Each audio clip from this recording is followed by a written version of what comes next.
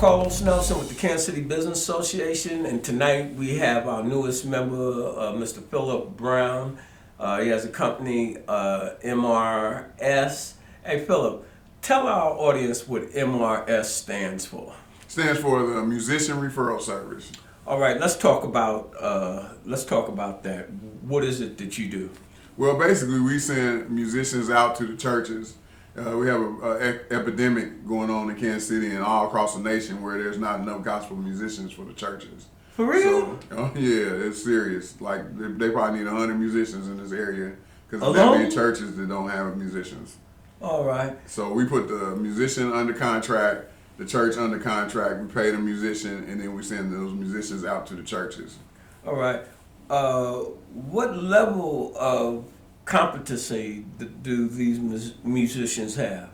Well, in order for them to fool with me, I have to know them for at least 2 or 3 years. That's just my personal rule. If I don't have known you for that long, then I don't fool with you. All right. And then I had to see the track record. You know, if you're trifling or you can't make it there, I can't understand. I don't understand people being late and all that. How about the skill set? Oh. Besides the business aspect of being on time, being reliable, consistency, what about the skill set and the levels of play? Well, we have 3 different levels of musicians. We have level 1, level 2, level 3. Explain to our audience what level 1 is, and then go on to 2 and 3. Okay, level 1, you're able to play choir music and praise and worship music, which is 2 separate issues. Talk to about the choir music. What does that entail per se? So our community and our viewership knows the difference. So basically, you know, every church got a youth choir, got a sanctuary choir with older people in it. They might even subdivide it into a young adult choir, and they sing a certain type of music. Sometimes it's contemporary, sometimes it's old-fashioned, sometimes it's spiritual, sometimes just hymns and stuff like that. That's usually the choir selection. So they'll do 2 or 3 choir selections, and then that'll be that portion. But usually before the choir selections, you have praise and worship music, and that's more of a pop, you know, pop music, and pop music for the church, and it only requires very few chords, so you got to be able to play that kind of music too. Well, does your business cater to just this community, or do you do things outside of Kansas City? We do a few things outside of Kansas City, but it's basically located here. But I'm getting more and more calls from people. Do you do Iowa? Do you do Ohio? And how do you find these musicians? Man, the Lord. I mean, because just when I think there's not enough musicians, another one pops up. Because audience, our businesses are housed in the same building, and I see a lot of people coming to you. I'll be going to the bathroom and I'll hear the piano, I'll hear something playing, and every time I come to your door, it seems like you got a good clientele base.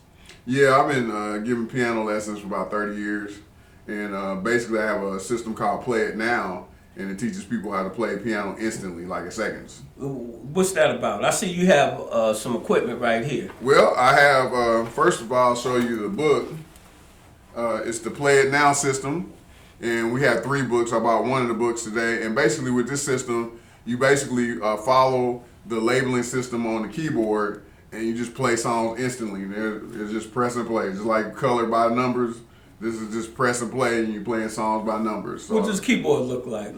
So I got a keyboard over here, and the keyboard is just a regular electronic keyboard, and it has a labeling system on it, and whatever the label says, that's what you hit, and that's when you end up playing. This is made by Yamaha. I see you. Yep. All right. How do you rate this instrument? Oh, it's quality pretty good one. and for the dollar. For the dollar, this is the best keyboard you can buy. I love this section of Yamaha pianos. The other ones sound kind of cheesy. This one you could actually play at a church. Yeah, and it has out, so you can go into a PA system, or you can use the speakers that's in the piano. So it's a very, very good piano. Has a good sound, and it has enough sounds in there for us to do what we need to do. Yeah, well, I know that this morning the UPS man came, and you weren't in your office, and he dropped about 5 of these off here that you ordered. What do you do with those? So I basically put the labeling system on there and put it with the 3 books. and then with the whole system, you're able to. Who do you service with that? You buy that? Do you give it to students or how? Yeah, I give it to the students, and when they come for lessons, they'll take their first lesson, and then they buy the keyboard, and then they're able to practice at home. Tell me this. Give our audience a little bit of your history. Been in the music industry 30 years. Yeah. Talk to them about it. Okay. Well, actually, I started really late. I was one of the founders of this group called Joy Unlimited, which is a gospel group. Mm-hmm. And they used to sing, and they sang for about 25 years. Here in Kansas City? Here in Kansas City. Where did you apply your trade? Basically, just in the community. I was at Passaic High School, and back then, that's when we got the group together. I'm the one that got the initial names for it, and then they just took it off. What made you interested in music? Were you endowed with talent? Some people, they just endowed with a voice or skill set. My family, my whole family. All right. Yeah, my mom had a master's of arts degree in music. My dad, he played trombone and piano. And I got a sister that's an international jazz singer. She's one of the top jazz singers in the world. Not in the nation, in the world. She just left Tuesday, went to Sweden. They wanted her to do one gig. She did one gig, and she came back yesterday. They fly her to do one-day gigs, and they had to pay her for a whole week. Yeah, I know my era, African Americans, it was par for the course to have your kids take piano lessons. My daughter took piano. They took them for about a year, or some type of instrument. Do you find that is still embedded in our culture per se? Yeah, they still do. They've kind of backed off some, but I count that against the business. Business is not going out there and get them because they're out there. They really want lessons, but they just don't know who's giving them. So my thing this year is going to be to increase my clientele by 20% and get more musicians, homegrown musicians, straight from Play It Now camp. Tell me this. Who have been some of your clients in the past? As far as the MRS? Who have you sent musicians? Where have you worked at, per se, yourself? Well, when I first got in town, I played at Mount Vernon Church on 39th and Prospect with Reverend Johnson. All right. And I was there and played with a fabulous musician, Harry Whitney. He was one of the top musicians. He was the Ray Charles of our area, and he played just as well as Ray Charles. And he taught me all my traditional stuff, so I learned that from my grandmother first. And then from him, he showed me that. He used to come to the house because he wanted them contemporary chords, and we was trading back and forth. Got pretty good at that. Went from there and went to Greater Pentecostal Temple. Bishop Donaldson was a pastor. Is still the pastor. And where's that located? That's a 864 split log in Kansas City, Kansas. All right. Yep, had a great experience there. Was there for about 17 years. I was living in South Kansas City and going back Sunday night for all them services, and then they canceled it when I left. All right. Canceled the night service. So anyway, and then went from there. Went to a great pastor, Bishop John Brown, and he helped me through a lot of hard things. And they were over on 31st. When you say hard thing, would you like to elaborate a little bit on dealing with relationships and because at audience, being an entrepreneur and being African American is no joke. Mm-hmm. And being a family man, balancing all those things and the hours and some things. He just really counseled me through that. And then along with that, I helped him build a bigger ministry.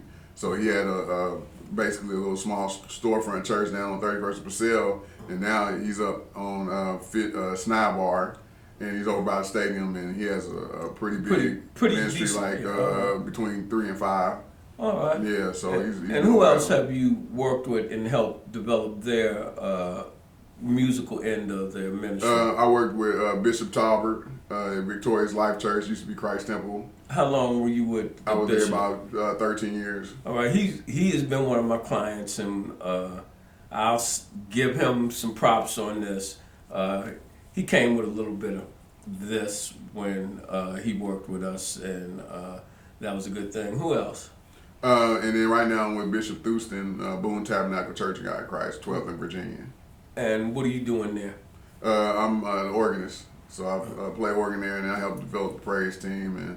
And with him, that question is a very good question, because in 5 minutes he can give you enough for 4 months. So you got to make sure you don't walk past his office, because if you walk past his office, and come in and asking, you asking for 4 months of work. How do you see our young adults and participating in the musical aspect of the religious services or in the different churches? I think they need to be catered to more. I think a lot of them probably don't even go to church, or if they do go to church, because their parents went to church. But I think that somebody needs to talk to them about what is my place in the church, and see if I think the music helps draw them in, and then you need to find out from them what they want, and then once you find out what they want, then they'll get behind you, but they're not gonna automatically come. Like when we came from church, that was not no. Oh man, you didn't go to church. It was no dinner. You wasn't doing nothing. No, you ain't get nothing. Yeah, you done. What did you say? You done? And you didn't get a option to go. Oh, everybody went. So it ain't like that now. Now it's like maybe the people under us, they as parents didn't even go to church, so their kids don't know nothing about the church at all. So how do you feel the atmosphere is, just switching gears, as you being a musician, and I think you mentioned to me about Paseo. How do you feel that the kids want to participate in that industry, and is the industry open for them? Yeah, I actually got with them today, and they have some very talented kids there. A guy named Shockey Thornton is working with them, and they're doing like Glenn Burley, historic black college stuff. I mean, it's the real deal. The real deal. They singing dissonant harmonies and singing 4 or 5. Think we need to interview them, get What's Up Kansas City over there and get them some sunshine? Definitely. But I'm talking about they got kids that got fantastic talent, not regular talent, fantastic talent. Tell me this, do you think there's an opportunity for them to earn a living out here with the talent that you've seen? The talent I saw, they all need to major in music. They don't need to go, oh, I want to do this. No, they need to major in music. But I'm saying, do you think there's a spot out there where they can earn a living? Economics is the main, because with Cascade Media Group, which is different from the Kansas City Business Association, we had a lot of interns, college interns and what have you, and they learn their profession, whether it's journalism or videography or whatever, and then can't find a decent paying job. Depends on the area too, because some of the areas are more geared toward video. But this is the thing. I'm saying in the musician side. Well, in the musician side, there is a side to it. The church side, they need training to do that. You can't just jump and be a church musician. That's not like I'm going to do the rap thing or the. No. When like sometimes people do a song, they go, "Have you tried Jesus? He's all right. Have you tried Jesus? He's all right." When you get done doing that whole bass line and all that stuff, it's 61 notes in that bass line. All right. But they're like, "Oh, that's an easy song." Well, yeah, because y'all singers, have you tried Jesus? Mm-hmm. But it's not an easy song to play. Now, once you learn it, you can play all the songs like that, but it's a lot to it. And then when you play contemporary music or I play the choir music, every time I mention a genre of music, you add 35, 40 chords, or you might need 300-400 chords to play for a whole service. All right. Yeah, all right. So it takes a little bit, but you can find your way, but the atmosphere has switched. You used to be able to sell records and sell CDs out your trunk, and you still can. You probably will make more money doing that, but it's not about that now. Now it's about likes, and it's about tweets, and it's about clicking. Instagram. Yeah, it's about digital things. But the terrible thing about that is, I just learned you get 1 million hits on Spotify or iTunes. and you only get $10,000. See, Oh. now that's ridiculous. They have broke that thing down really where the one with the talent is very out of 100% of the dollars they're getting A penny. There we go. They're getting the lowest amount. Now there is a little trade off because when I was doing business before, when it came to advertising, you had to pay for everything. Everything cost money, and TV was just that was just Off out the the table. question because it's too much to do it. But now stuff's almost free as far as advertising. So there is a trade off, but not as much as they're making it. They still should give them at least 20%, 30%. But between 30%, you could be making some serious money at that point. I'm going to what I do in athletics, and I'm always asking my coaches and my players to give the propers to individuals that help you reach the skill set that you have and the success that you've had. That's easy. Run it down. All right, so I get a shout out to both of my parents. They both in heaven. Alvin Herbert Walton Brown. Shout out from the baby boy. Yes, sir. And then Ann Ruth Napier Brown. She was my mom, and she taught music for 50 years. And she was phenomenal. What did put she on play? plays. She played piano, and she could play all the instruments, but piano was her main thing. But her claim to fame was that she could look at a piece of sheet music and then play it and never had played it before. And that's how she got this. They both went to Lincoln University. Savant. Yeah, pretty much. So she could play anything, and she didn't need to practice. She just needed to look at the music. That's it. How many have you seen like that Not many. in your career? Not many. Not sight read like that. My understanding, I've got a couple of musicians in my family. Clark Terry was one. My mom worked with him. All right, and Roy Haynes, drummer, was another. Yep, my mom worked with him. And they, I didn't even realize that they were famous when I was young. Well, I didn't either because my mom, she used to be the director of Charlie Parker Academy. All right. And they were bringing in Dizzy Gillespie, Count Basie. They was bringing out Terry Clark. He's coming in too, and all the guys and what's the name? He just passed. But anyway, they was bringing all these phenomenal people in. But I was only like 9, so I didn't know who they were. Baker started that. They worked together. And I Brainlock, his first name. Eddie Baker, and I don't think that Eddie Baker has gotten his propers here in Kansas City because Eddie Baker, in my estimation, and I was around, he really got that American Jazz Museum squared away, and I don't hear anybody mention his name. Yeah, they both were instrumental in that. Yep. You knew him well? Mm-hmm. Oh yeah, very well. Getting off that subject, let's give Eddie some propers. Talk to our community about him a little bit. Well, What you knew. Eddie Baker was so far ahead of his time. He would book whole orchestras and have them come in here, and he would send orchestras out to Russia. I mean, he was at that level. And what do you let our audience know, because a lot of them don't know. But when I came here in 1978, that's how I met him. Yeah, he was hot then. His nephew, Greg Baker. And Eddie Penrice. Well, you brought up the Eddie Penrice. Yes, sir. That's right. Yes, That's sir. right. That's my man. Yeah, they were all, man, they had this, Kansas City was hot. And you don't even like hear then. these names, and that's another reason why we have these shows and what have you, because our heritage is precious. Yeah. And a lot of the young musicians, and they don't really even know whose shoulders they're standing on here in Kansas City. Not at all.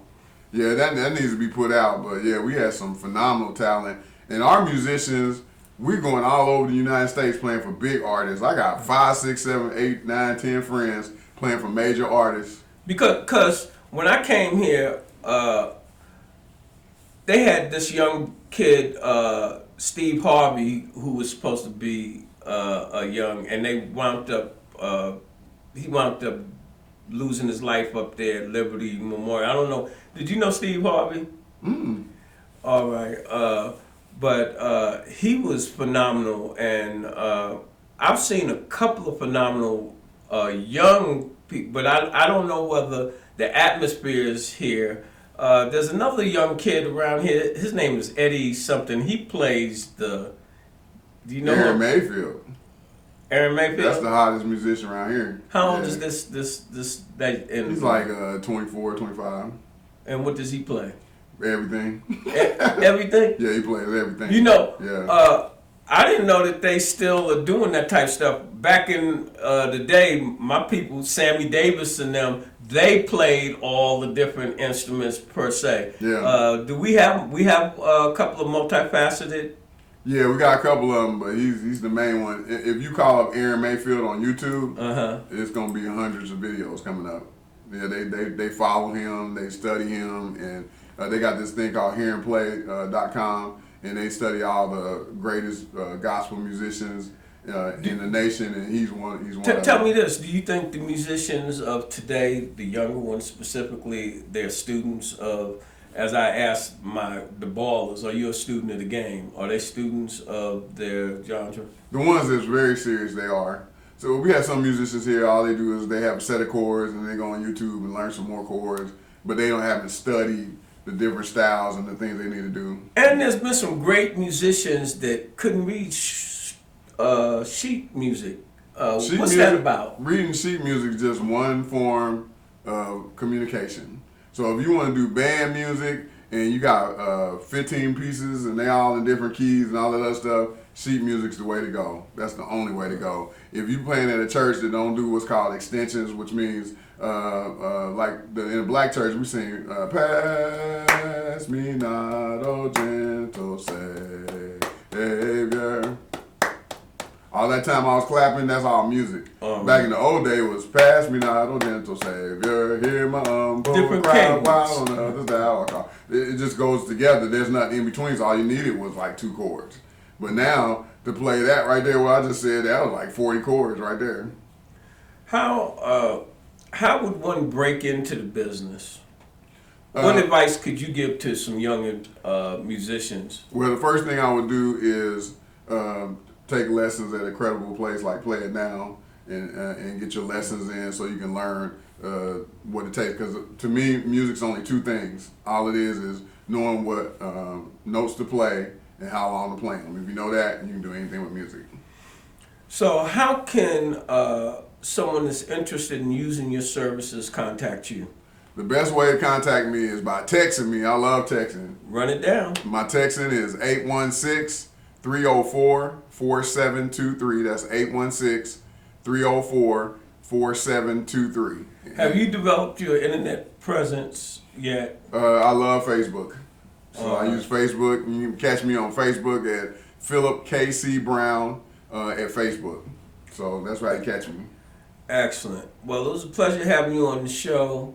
And as we always say, when you invest in your community, you're just really investing in yourself. Good night.